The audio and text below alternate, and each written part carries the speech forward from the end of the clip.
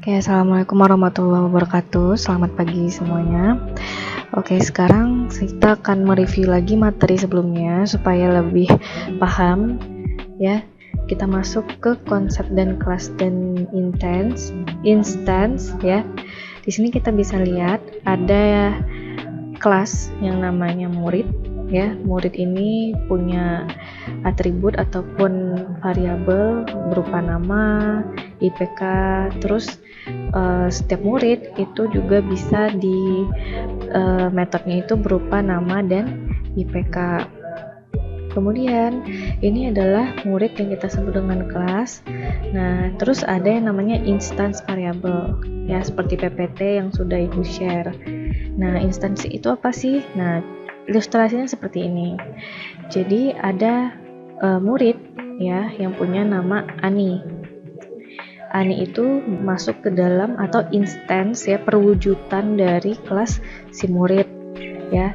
Jadi ada nama sesuai dengan ciri-ciri dari kelas itu, harus punya nama. Terus kita kasih namanya bertipe data string dengan nama Ani. Nah, terus ada IPK. IPK-nya kita buat di sini IPK 3,2. Kemudian ada metodenya ya, atau fungsi dari murid sesuai dengan yang ada di kelas. Begitu juga dengan instance yang kedua, kita bisa mereplace atau menambahkan variabel baru ya dengan ciri-ciri dari si kelas ya. Sama di sini kita cuma bedanya nama, jadi Barbara ya, nama Barbara, terus IPK-nya 3,5.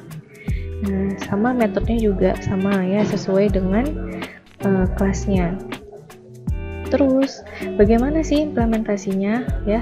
Implementasinya di sini kita bisa bikin kelas baru ya, kita bikin package baru aja di sini.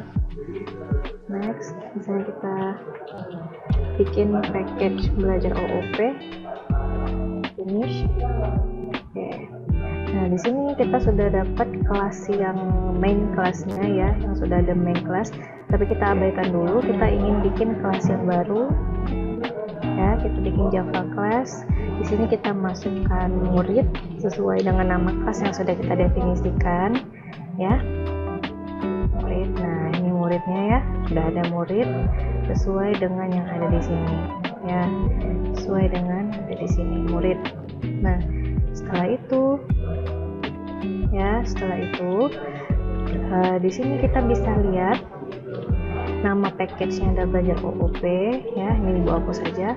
Terus nama kelasnya adalah murid. Nah, tadi kita lihat yang menjadikan konsep kelas dari si murid ini atau ciri-ciri dari murid ini adalah punya nama, punya IPK, sehingga kita bisa mendefinisikan nama dan IPK itu di setelah nama kelas.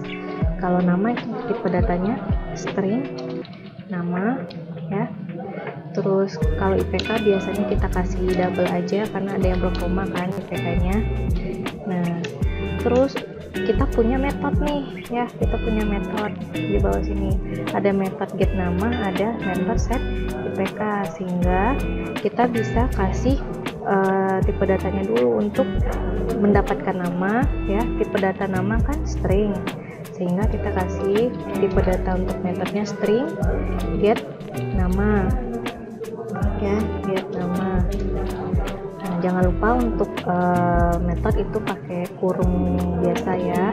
Nah, setelah itu di sini kita ingin mengembalikan nama yang ada. Ini untuk pengertian return dan segala macam sudah ada Ibu kasih PPT-nya, nanti silakan dibaca lagi ya.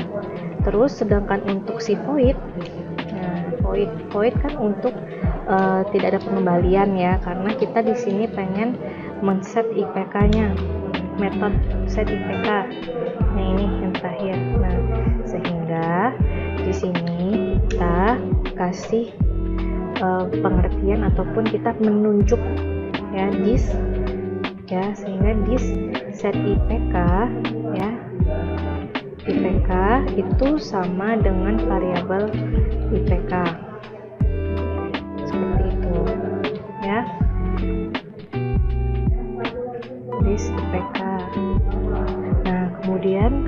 Di sini kita lihat kalau IPK kita kasih parameter karena kita kan nggak mau ada kembalian nih, jadi kita bisa set berdasarkan parameter double IPK.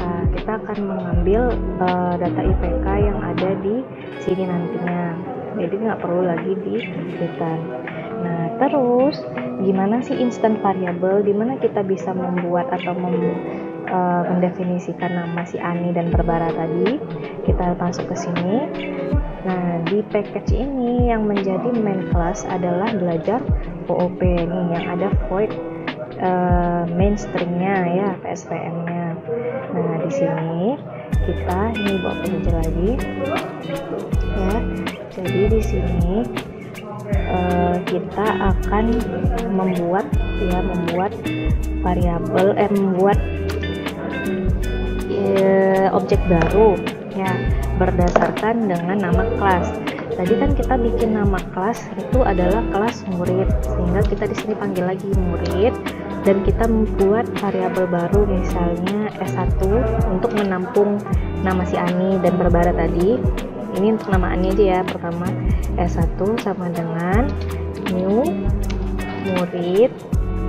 Nah, nih ini kan adalah sintak untuk membuat objek baru ya.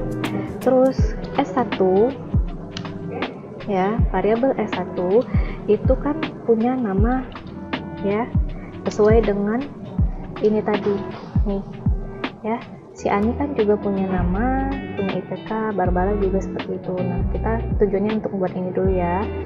Nah, di sini kita kasih namanya si Ani ya, tadi Ani. Nah, kemudian S1 IPK, kita juga mau men-set IPK-nya. IPK-nya tadi di PPT itu pasti 3,2 ya. Nah, terus setelah itu kita buat lagi variabel satu lagi, karena kan ada dua murid tuh ya. Jadi yang pertama S1, yang sekarang S2 sama dengan new murid. Nah, setelah itu kan yang si Barbara tuh juga punya nama dan punya IPK, tetapi kita sesuaikan dengan nama objek yang kita buat. Nah ya, pertama namanya Barbara gitu contohnya ya, Barbara. Kemudian IPK-nya tadi adalah 3,5 ya, 3,5. Setelah itu kita tinggal memanggil saja, jadi kita nggak perlu lagi mendefinisikan murid S2 itu metodenya apa saja, kita tinggal panggil ya. Misalnya kita ingin mencetak yang namanya objek S1 ya, yaitu si Ani ya, yang kita panggil titik get nama. Ini kita pengen cari get nama, udah selesai. Nah, kalau misalnya kita pengen mengganti ya atau men-set IPK-nya, misalnya kita pengen set GPA-nya, IPK-nya ini jadi 4, kita bisa bikin gini, S1 set IPK.